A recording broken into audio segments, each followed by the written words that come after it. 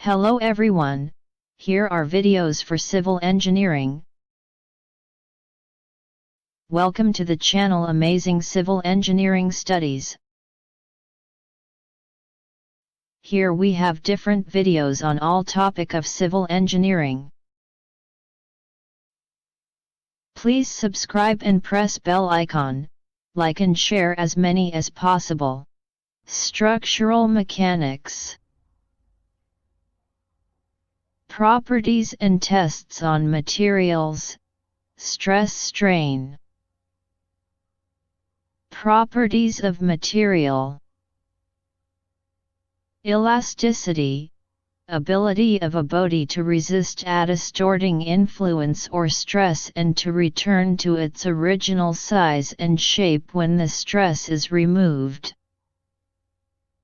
Plasticity, ability of a material to undergo irreversible or permanent deformations without breaking or rupturing, opposite of brittleness.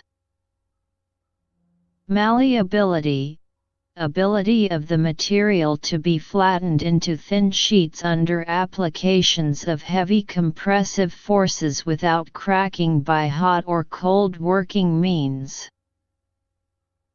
Ductility, ability of a material to deform under tensile load, percent elongation. Flexibility, ability of an object to bend or deform in response to an applied force. Pliability, complementary to stiffness. Toughness, ability of a material to absorb energy, or withstand shock, and plastically deform without fracturing, or rupturing, a material's resistance to fracture when stressed, combination of strength and plasticity. Brittleness, ability of a material to break or shatter without significant deformation when under stress, opposite of plasticity. Examples: glass, concrete, cast iron, ceramics, etc. Test of materials. Tensile test. Tensile tests are performed for several reasons. The results of tensile tests are used in selecting materials for engineering applications. Tensile properties frequently are included in material specifications to ensure quality. Tensile properties often are measured during development of new materials and processes, so that different materials and processes can be compared. Finally, tensile properties often are used to predict the behavior of a material under forms of loading other than uniaxial tension. The strength of a material often is the primary concern. The strength of interest may be measured in terms of either the stress necessary to cause appreciable plastic deformation or the maximum stress that the material can withstand. These measures of strength are used, with appropriate caution, in the form of safety factors, in engineering design. Also of interest is the material's ductility, which is a measure of how much it can be deformed before it fractures. Rarely is ductility incorporated directly in design, rather, it is included in material specifications to ensure quality and toughness. Low ductility in a tensile test often is accompanied by low resistance to fracture under other forms of loading. Elastic properties also may be of interest, but special techniques must be used to measure these properties during tensile testing, and more accurate measurements can be made by ultrasonic techniques. Tensile specimens and testing machines. Tensile specimens. Consider the typical tensile specimen. It has enlarged ends or shoulders for gripping. The important part of the specimen is the gauge section. The cross-sectional area of the gauge section is reduced relative to that of the remainder of the specimen so that deformation and failure will be localized in this region. The gauge length is the region over which measurements are made and is centered within the reduced section. The distances between the ends of the gauge section and the shoulders should be great enough so that the larger ends do not constrain deformation within the gauge section, and the gauge length should be great relative to its diameter. Otherwise, the stress state will be more complex than simple tension. Detailed descriptions of standard specimen shapes are given and in subsequent chapters on tensile testing of specific materials. There are various ways of gripping the specimen, some of which are illustrated. The end may be screwed into a threaded grip, or it may be pinned, but ends may be used, or the grip section may be held between wedges. There are still other methods. The most important concern in the selection of a gripping method is to ensure that the specimen can be held at the maximum load without slippage or failure in the grip section.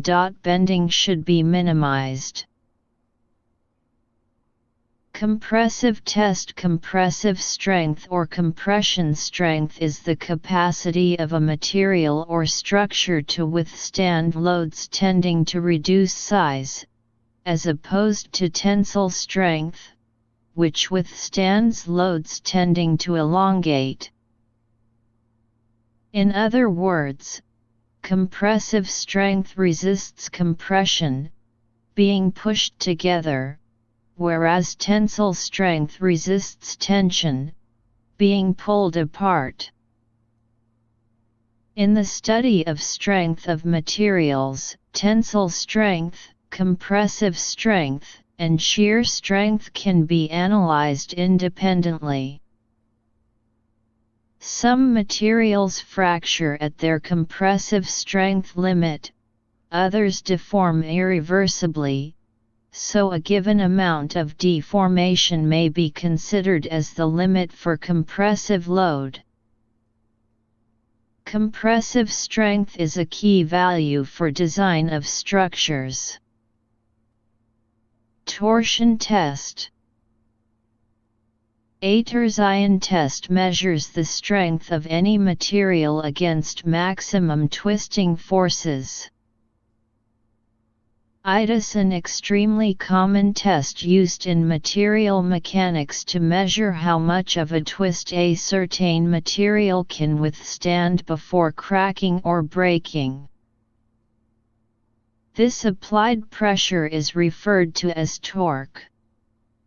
Materials typically used in the manufacturing industry, such as metal fasteners and beams, are often subject to torsion testing to determine their strength under duress.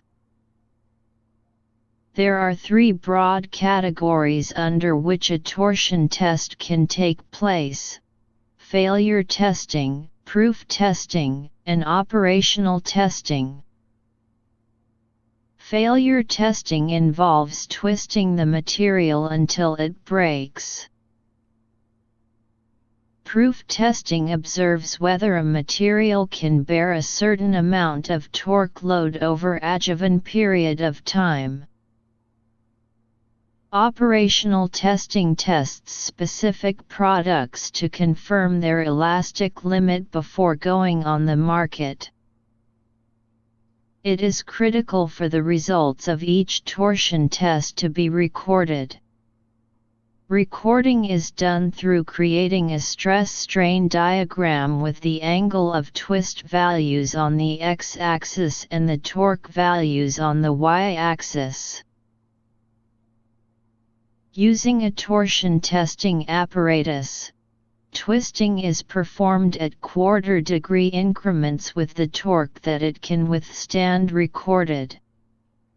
The strain corresponds to the twist angle, and the stress corresponds to the torque measured. Impact test. The Charpy impact test, also known as the Charpy V-notch test, is a standardized high strain rate test which determines the amount of energy absorbed by a material during fracture. This absorbed energy is a measure of a given material's notch toughness and acts as a tool to study temperature-dependent ductile brittle transition. It is widely applied in industry, since it is easy to prepare and conduct and results can be obtained quickly and cheaply. A disadvantage is that some results are only comparative. Simple stress and strain behavior of materials. Introduction. When a force is applied on a body, it suffers a change in shape, that is, it deforms. A force to resist the deformation is also set up simultaneously within the body, and it increases as the deformation continues. The process of deformation stops when the internal resisting force equals the externally applied force. If the body is unable to put up full resistance to external action, the process of deformation continues until failure takes place. The deformation of a body under external action and accompanying resistance to deform are referred to by the terms strain and stress respectively. Stress is defined as the internal resistance set up by a body when it is deformed. It is measured in N/m2 and this unit is specifically called Pascal, Pa. A bigger unit of stress is the megapascal, MPa. 1 Pa equals 1 N/m2, 1 MPa equals 106 N/m2 equals 1 N/mm2. Three basic types of stresses. Basically, three different types of stresses can be identified. These are related to the nature of the deforming force applied on the body. That is, whether they are tensile, compressive, or shearing. Tensile stress. Consider a form bar of cross-sectional area as subjected to an axial tensile force P. The stress at any section XX normal to the line of action of the tensile force P is specifically called tensile stress P. T. Since internal resistance rad x is equal to the applied force P, we have P. T equals internal resistance at XX slash resisting area at XX equals R slash A equals P slash A. Under tensile stress, the bar suffers stretching or elongation. Compressive stress: if the bar is subjected to axial compression instead of axial tension, the stress developed at X-axis is specifically called compressive stress P. C equals R/A equals P/A. Under compressive stress, the bar suffers shortening. Shear stress. Consider the section XX of the rivet-forming joint between two plates subjected to a tensile force Pa shown in figure. The stress is set up at the section X-axis along the surface of the section, that is, along a direction tangential to the section. It is specifically called shear or tangential stress at the section and is denoted by Q. Q equals R/A equals P/A. Normal or direct stress is when the stress acts at a section or normal to the plane of the section. It is called a normal stress or a direct stress. It is a term used to mean both the tensile stress and the compressive stress. Simple and pure stresses. The three basic types of stresses are tensile, compressive, and shear stresses. The stress developed in a body is said to be simple tension, simple compression, and simple shear when the stress induced in the body is a. single and b. uniform. If the condition a. alone is satisfied, the stress is called pure tension or pure compression or pure shear, as the case may be. Volumetric stress. Three mutually perpendicular like direct stresses of same intensity produced in a body constitute a volumetric stress. For example, consider a body in the shape of a cube subjected equal normal pushes on all its 6 faces. It is now subjected to equal compressive stresses in all the 3 mutually perpendicular directions.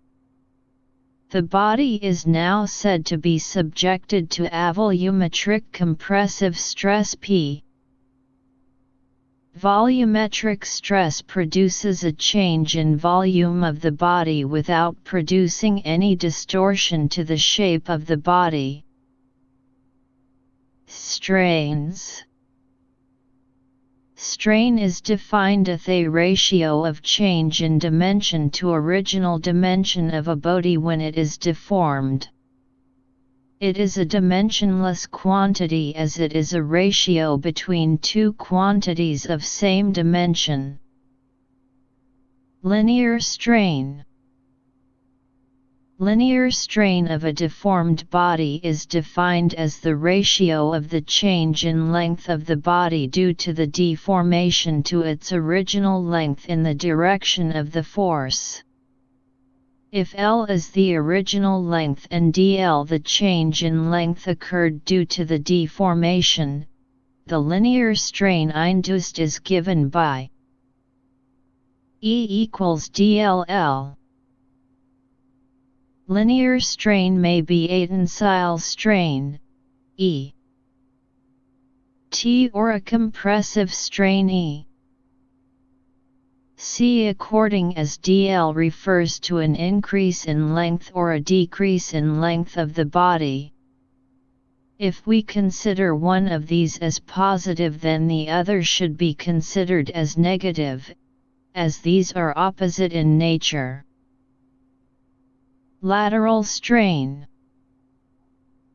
Lateral strain of a deformed body is defined as the ratio of the change in length, breadth of a rectangular bar or diameter of a circular bar, of the body due to the deformation to its original length, breadth of a rectangular bar or diameter of a circular bar, in the direction perpendicular to the force. Volumetric strain of a deformed body is defined as the ratio of the change in volume of the body to the deformation to its original volume. If V is the original volume and dV the change in volume occurred due to the deformation, the volumetric strain EV induced is given by EV equals dV/V.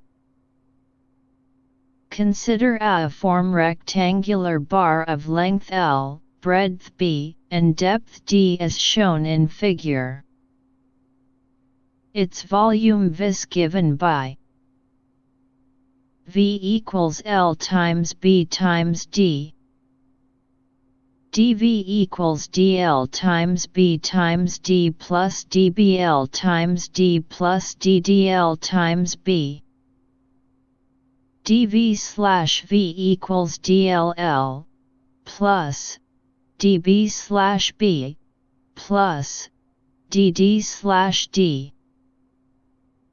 EV equals X plus EY plus EZ. This means that volumetric strain of a deformed body is the sum of the linear strains in three mutually perpendicular directions. Shear strain. Shear strain is defined as the strain accompanying a shearing action. It is the angle in radian measure through which the body gets distorted when subjected to an external shearing action. It is denoted by. Consider a cube ABCD subjected to equal and opposite forces Q across the top and bottom forces AB and CD. If the bottom face is taken fixed, the cube gets distorted through angle θ, the shape ABCD. Now strain or deformation per unit length is shear strain of cube equals cc, cd equals cc, bc equals radian. Relationship between stress and strain. Relationship between stress and strain are derived on the basis of the elastic behavior of material bodies. A standard mild steel specimen is subjected to a gradually increasing pull by universal testing machine. The stress-strain curve obtained is as shown below.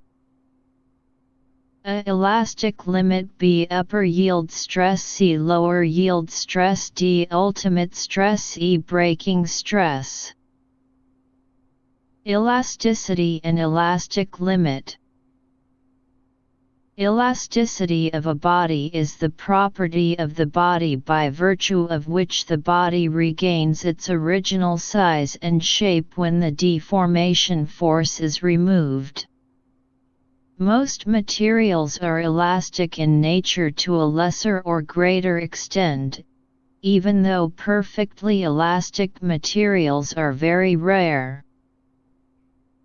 The maximum stress up to which a material can exhibit the property of elasticity is called the elastic limit.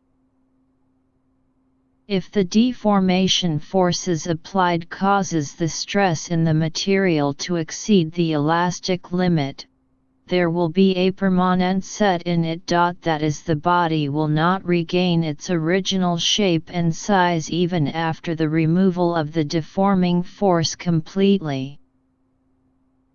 There will be some residual strain left in it. Yield stress. When a specimen is loaded beyond the elastic limit, the stress increases and reach a point at which the material starts yielding. This stress is called yield stress. Ultimate stress. Ultimate load is defined as maximum load which can be placed prior to the breaking of the specimen. Stress corresponding to the ultimate load is known as ultimate stress. Working stress. Working stress equals yield stress / factor of safety. Thank you for watching. For now, please subscribe, like, share and do not forget to press bell icon.